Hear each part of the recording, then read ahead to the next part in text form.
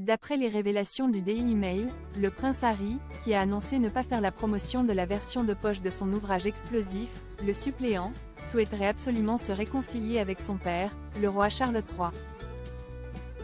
Sa famille lui manque. Depuis l'annonce du cancer de son père, le roi Charles III, le prince Harry multiplie les mains tendues. Récemment, l'époux de Meghan Markle, qui va fêter ses 40 ans le 15 septembre prochain, a annoncé qu'il ne comptait pas sortir la suite de ses mémoires, intitulées Le Suppléant.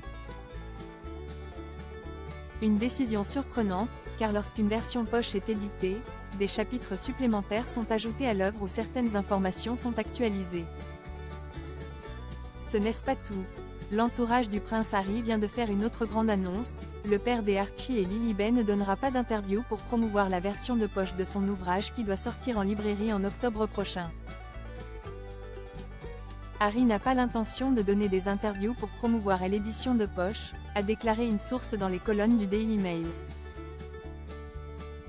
Mais selon Richard Eden, journaliste du média britannique, les dernières décisions du prince Harry signifient qu'il est de plus en plus désespéré de se réconcilier avec son père, ainsi qu'avec l'ensemble de la famille royale. Une source a déclaré que l'annonce du cancer de son père aurait poussé le frère de William à prendre les devants. Harry souhaite se réconcilier avec le roi. Le traitement du cancer de son père a rendu les choses encore plus urgentes. Les princes Harry et William réunis pour l'enterrement de leur oncle.